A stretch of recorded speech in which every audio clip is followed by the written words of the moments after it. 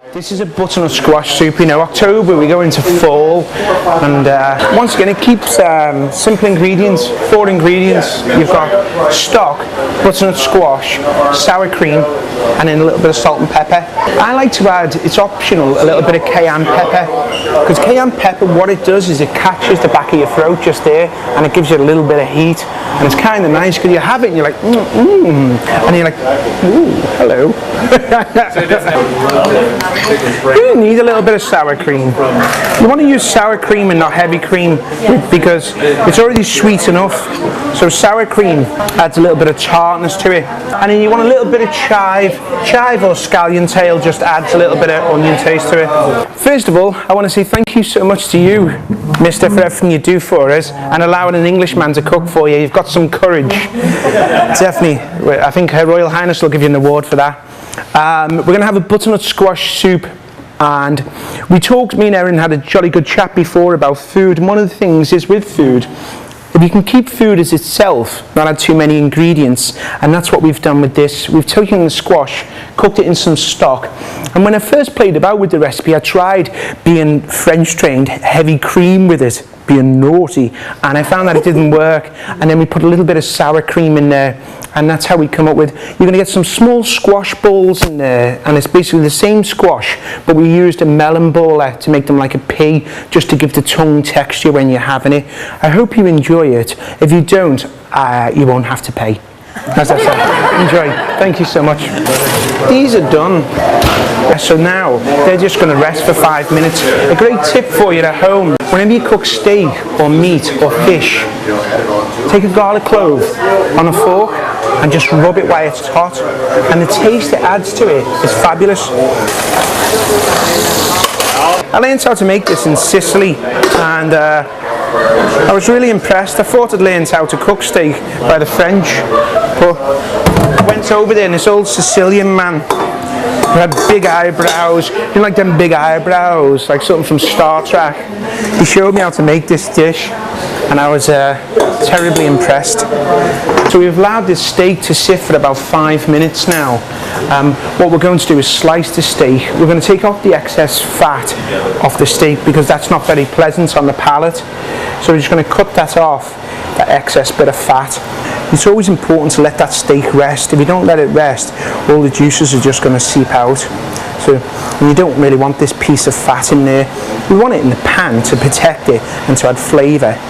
Because it's rested, it's got, you can see it's juicy and it's beautiful. It's got all that juice, and it's important to let that rest. Now remember, you can do this ahead of time, and then we've got a hot oil going on it. So what's nice about it is the hot oil will warm the steak up. So how we build up flavour is we use Parmesan cheese. Has umami. It's one of your savoury taste buds. So we put some Parmesan cheese on there, on the bottom, let that melt in on each one.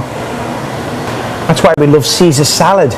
We love Caesar salad because it's got anchovies, which is high in umami, and Parmesan cheese, which has got a lot of umami in there. And it goes with arugula. Arugula will give it this beautiful pepperiness, and then we'll have Parmesan cheese, which will give it umami. But you can see just how simple a dressing can be made. Yeah. Do you like it? You always want to use a coarse sea salt because that crispiness really adds a lot to it. And then pepper, freshly milled pepper. You don't want to be using pre-ground pepper, because pre-ground pepper could have been ground 6 years ago. So just dress the salad, and if you look, when we look at the salad now, the leaves are coated, but it's not got loads of oil on it. What we're looking for now is to get the cheese inside, and the cheese adds character. The expo, it's about making meal times matter, creating memories, having fun, you know. Food shouldn't be serious. Food should be just about having a great time and, you know, spending time with your family, just like I did with my granny. You know, on stage, I'm almost like a MacGyver of the kitchen.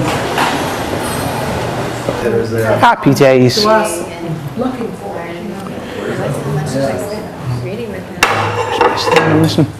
Okay, ladies and gentlemen, for main course, Sicilian steak salad. Steak was seared off and we used lemons, rosemary and extra virgin olive oil to make the dressing for it. It's a really easy dish. Any family can make this, but it packs lots of flavour. I'm glad to see you're still alive. That's good. Let's hope we make it to dessert. Bon appetit. Thank you.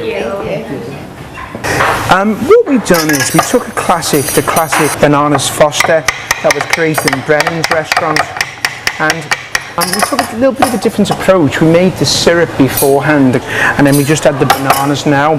And when you're cooking for a crowd, that way it makes it much easier. And you don't add the bananas too far ahead, because the bananas will all fall apart and you'll just end up with this big mush. You can never go wrong with this dessert, because it's inexpensive and people just always love it. It's a blow on it. It's going to be hot. I'll give it to you because it's going to be hot. But taste to see does it taste like bananas? Are you getting that lovely molasses taste to it? Oh no.